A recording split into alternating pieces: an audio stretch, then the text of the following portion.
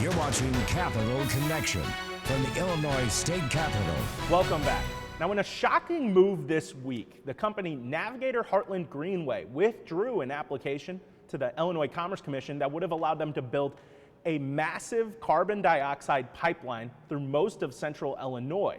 They withdrew the proposal now for a second time amid massive public pushback and some trouble getting the support of local level governments.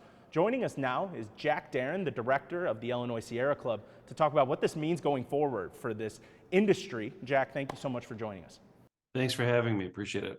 So I want to get your immediate reaction to the news that Navigator withdrew this application again. They obviously withdrew it earlier this year in January and said we're going to come back. They did with a different route and still had very little success with this. What are your thoughts on them making this move again? Yeah, it's a bit of a surprise, but not completely, as you said, because this is the second time that they've withdrawn this application, but it doesn't mean the project is going away and all the concerns that residents have had about it. It simply means that they've heard the pushback and the opposition, and this is a hard sell. This is a risky and dangerous technology that's causing a lot of concern all across central Illinois, and it means that they'll be back. And the route may be a little bit different, but the underlying fact that we're completely unprepared for all the risks associated with this new technology, which is really why we need state government to act to protect our communities. This has seen most of the pushback, most of the questioning, most of the discussion has really happened at the local level in county boardrooms as they're, hearing from all of their constituents, whether they be environmentalists or farmers or just people who own land, own a house that this pipeline would go near. What have you thought about the state's lack of entrance into this debate? The state hasn't weighed in on this particular topic. We've seen a couple bills come forward around moratoriums, but those haven't seen a vote yet. And when you say the state needs to step in, what action do you think they need to take? Yeah, we have seen a couple proposals introduced that would have comprehensive safeguards on this technology. Those bills have gotten some bipartisan support, and there have been negotiations around them, but they really haven't moved. And that's really unfortunate because we're unprepared. Our current environmental laws don't really guard very well against the risks associated with this technology. So we really do need these safeguards to be enacted. And that doesn't appear to be happening anytime soon. So I think we're at the point where the smartest and safest thing to do may be to put a pause on implementing this technology until we can see some proper safeguards put in place. Illinois is really a target for this kind of technology. You go to any county board meeting where they're discussing one of these proposals and they talk about the geology of Illinois and just the way that the state is really perfect for this kind of technology, these kinds of pipelines.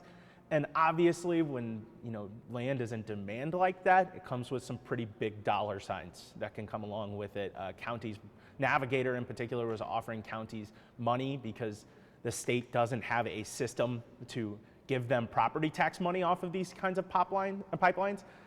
And I wonder, is that part of this? Is there a special interest side of this? Is there, the business side of this that is conflicting with those safety guidelines and those environmental concerns? Yeah, well, the reason why this has become such a big issue is the federal government and Congress have really chosen to provide some huge tax breaks for this technology before we're really ready to implement it on a broad scale. And so you see polluters in other states looking at Illinois as the dumping ground for their carbon dioxide. And that would involve, building these large pipelines through private property in Illinois and then burying it underground, hopefully forever, but that's very difficult to assure.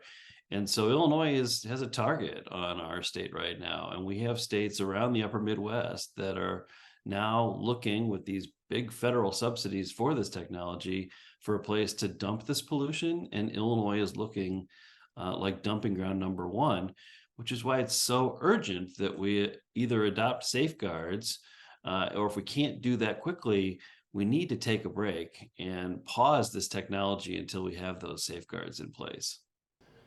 We've been talking about those safeguards, and there are some pretty serious safety concerns around this technology. There have been pipelines of smaller scale that have burst and led to some pretty massive problems, especially I believe in Mississippi was the particular instance advocates like to bring up in this. But there's also a lot of debate, especially from environmentalists, about the actual validity of this strategy, taking carbon emissions and instead of shooting them up into the atmosphere, storing them underground in these pipelines.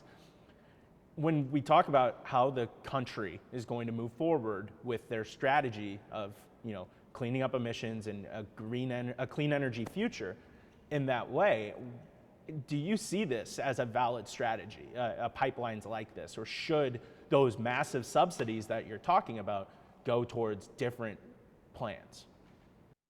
So I think that there could be a role for carbon capture and sequestration for some particularly hard to decarbonize sectors. Heavy industry is that we're not going to be able to electrify that anytime soon. And so there may be a role for some heavy industries and other sources of our economy that we're not going to be able to power with renewable energy anytime soon. I think for our electric sector, the power we're using in our homes, I think we've got a plan to electrify that with renewable energy, and that's good.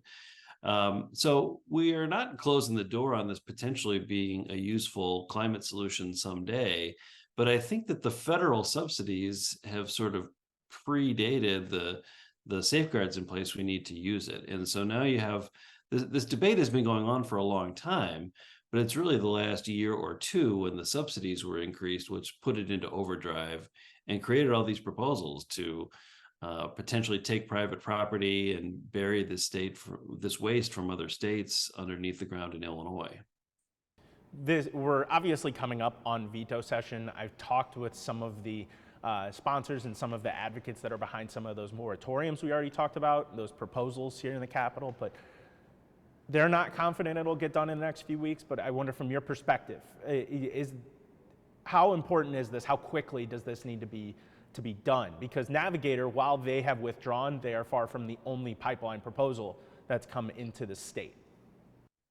We want a law to pass with these safeguards as soon as possible. We were hoping this would have happened last spring. We're still somewhat hopeful it could happen in this fall's veto session, but we're getting close, and these are very complicated issues. Discussions have been going on all summer long. We don't really have an agreement in sight, and that's why I think that those who are calling for a moratorium until we get those safeguards in place, not only at the state level, but the federal government is also redoing the safety regulations for the pipelines themselves.